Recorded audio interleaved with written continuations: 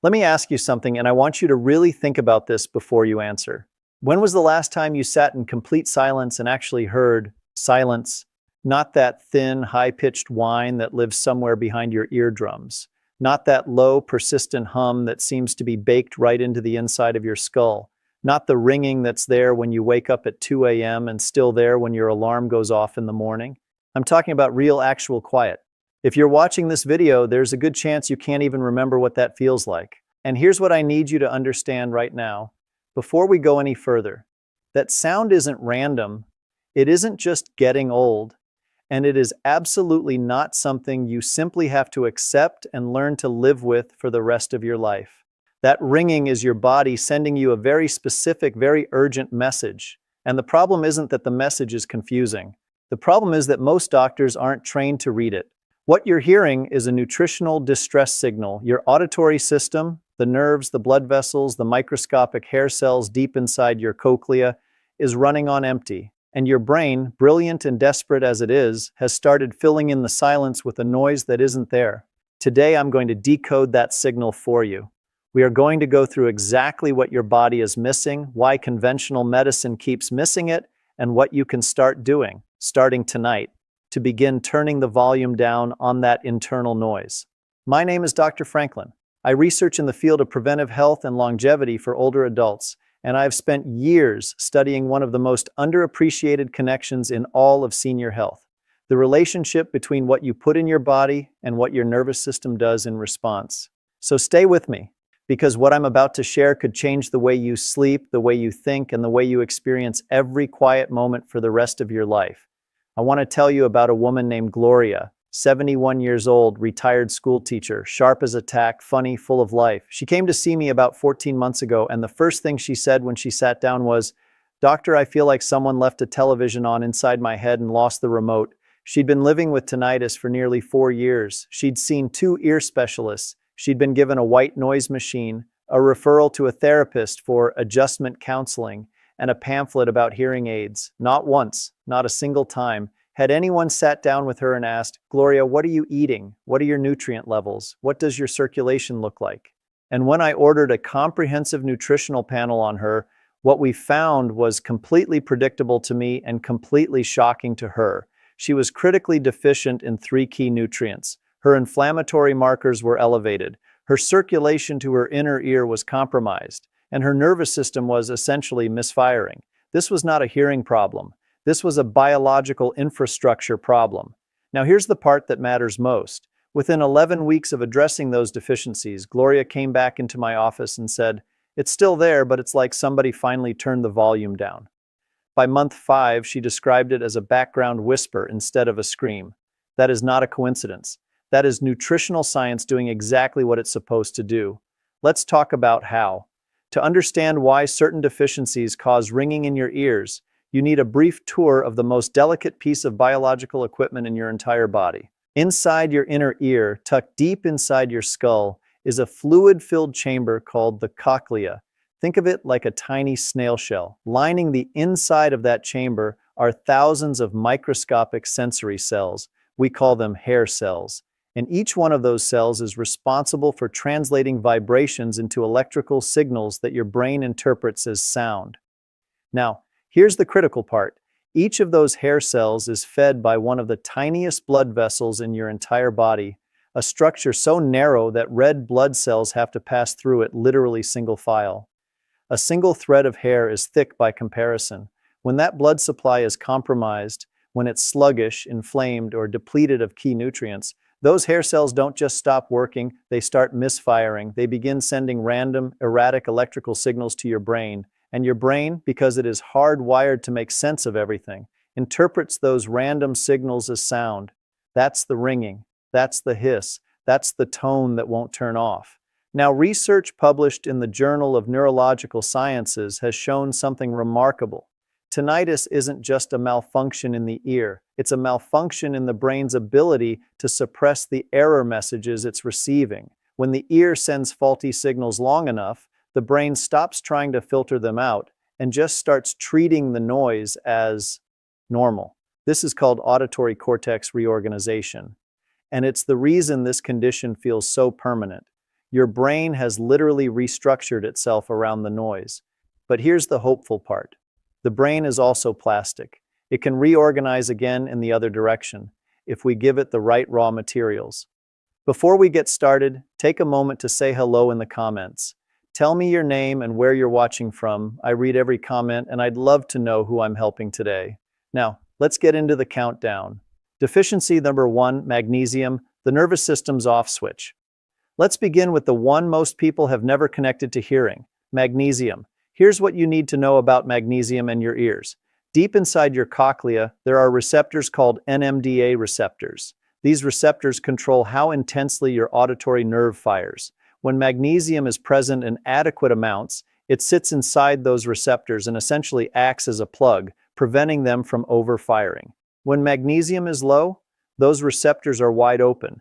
Every sound, every vibration causes an exaggerated neural response. The gain is turned all the way up, and your brain, overwhelmed by the constant static, starts producing its own noise to compensate. Scientists call this glutamate excitotoxicity. I call it an auditory meltdown.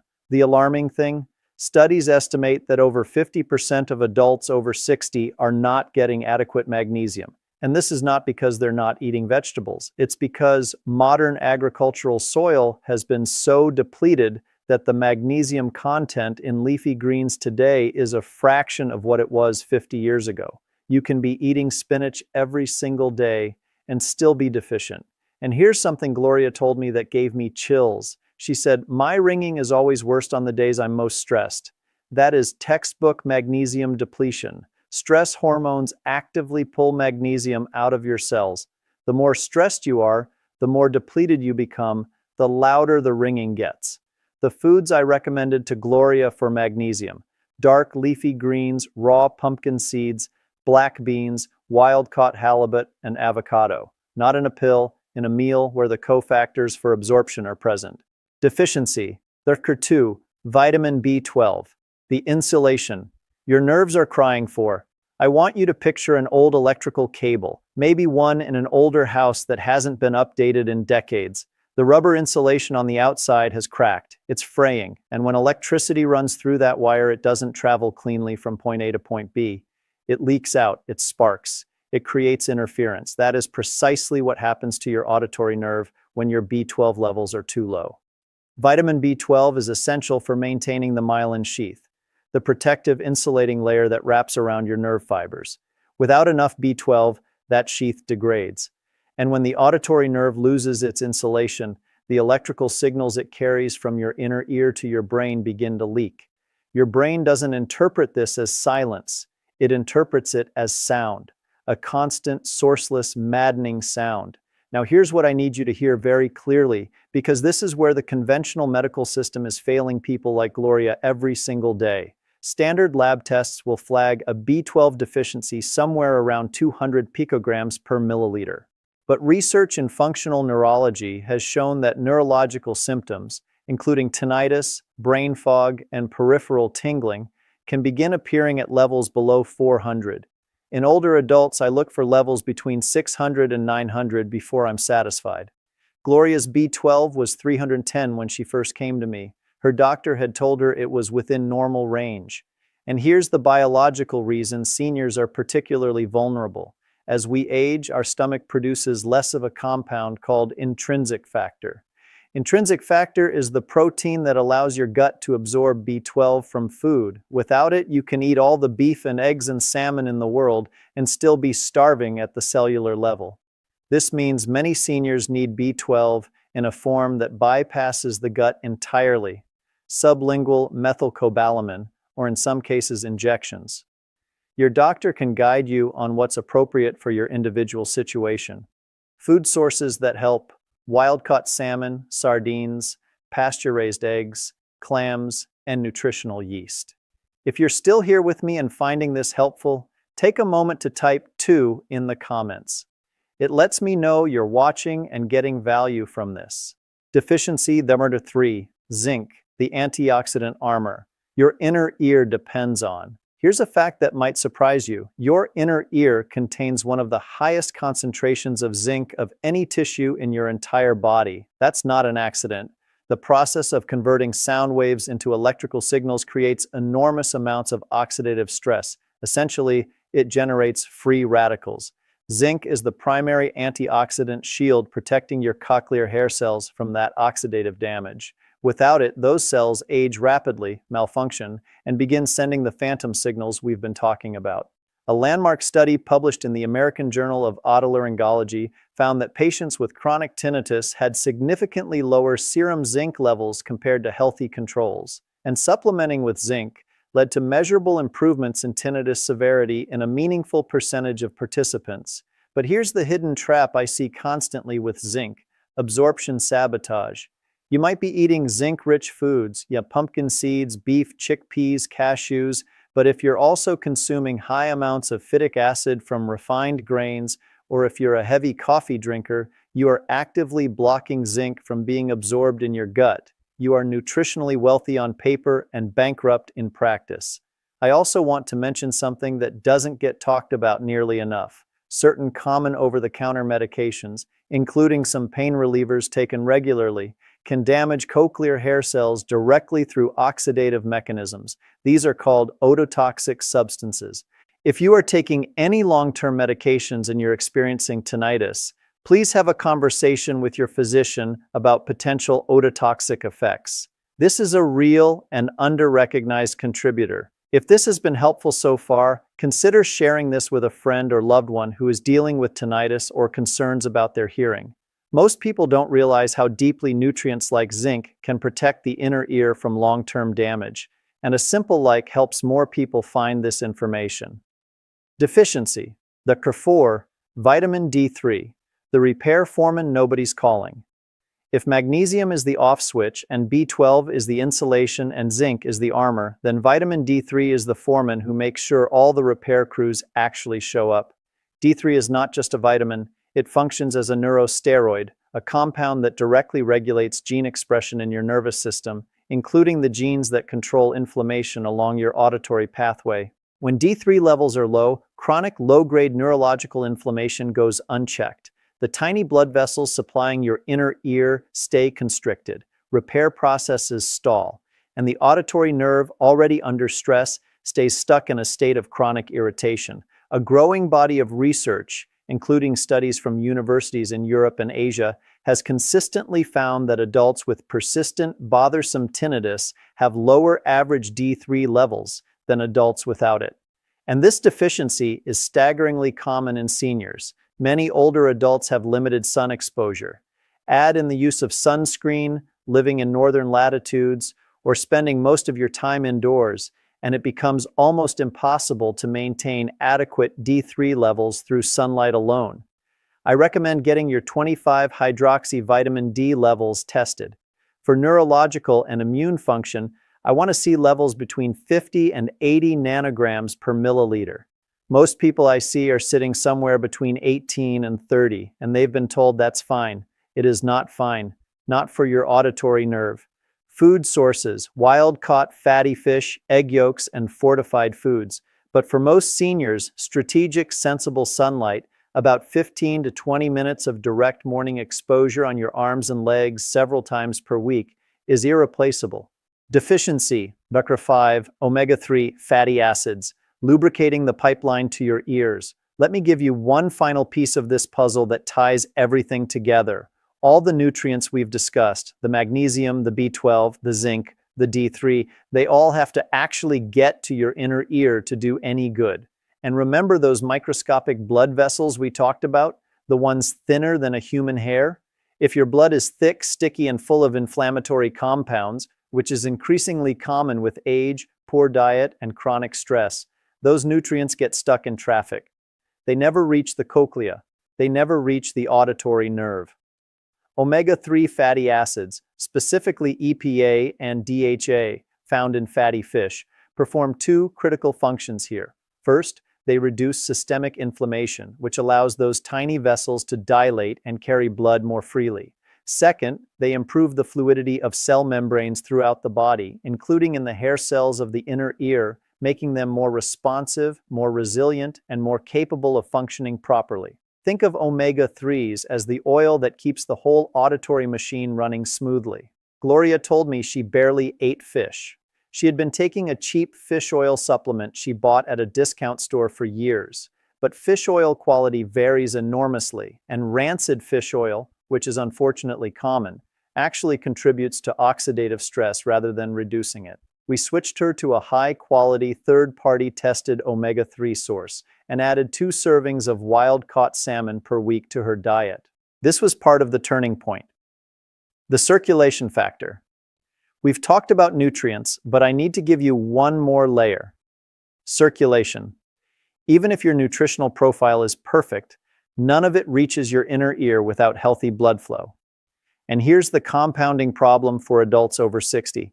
Poor circulation and nutritional deficiency are a vicious cycle. Low magnesium causes blood vessels to constrict. Low D3 allows inflammation to damage vessel walls. Low omega-3 makes blood more viscous. And all of this makes the hair-thin vessels of your inner ear the first to suffer. There are 3 natural vasodilators, substances that help relax and open blood vessels, that I incorporate into the nutritional protocols I design for my patients. The first is ginger. Fresh ginger contains compounds called gingerols and shogols that have been shown in multiple studies to improve microcirculation. A 1/4 teaspoon of fresh grated ginger in hot water or in your cooking daily is a gentle, powerful tool. The second is garlic. Allicin, the active compound in fresh garlic, reduces blood platelet aggregation, making blood thinner and more able to move through small vessels. Raw or lightly cooked garlic, ideally 2 cloves daily, is what I recommend. The third is Ginkgo biloba, one of the most studied natural compounds for tinnitus. A review of clinical trials found that Ginkgo biloba extract produced meaningful improvements in tinnitus symptoms, particularly in cases connected to reduced cochlear circulation. It works by improving microvascular blood flow. Please speak with your doctor before adding any supplement, particularly if you're on blood-thinning medications, as Ginkgo can interact with certain drugs. When we open the pipeline and supply the right raw materials, the inner ear begins to respond. One thing I want to explain that most people don't know, your inner ear has a biological clock. Your cochlea follows your circadian rhythm. At night, your body enters a phase of deep cellular repair, and your auditory system is part of that repair cycle. Your hair cells try to regenerate. Your auditory nerve tries to re-insulate. Your brain tries to recalibrate. But repair requires raw materials, and if those raw materials, the magnesium, the B12, the zinc, the D3, are not circulating in adequate amounts when your body tries to do this nighttime maintenance, the repair stalls. Your brain detects the incomplete repair, and it amplifies the error signal. This is why so many people with tinnitus report that the ringing feels louder in the late evening and the early morning hours. Your body is trying to fix the problem, finding the materials missing, and essentially sounding an alarm. This is also why I place enormous emphasis on your final meal of the day. If you eat a nutrient-dense meal in the early evening, rich in the specific compounds your auditory system needs, you are loading the shelves of your internal pharmacy just in time for your body's overnight repair shift. Think of it as restocking before the crew arrives. So let's make this practical. Let me tell you exactly what that evening meal looks like. This is what I call the auditory rescue plate.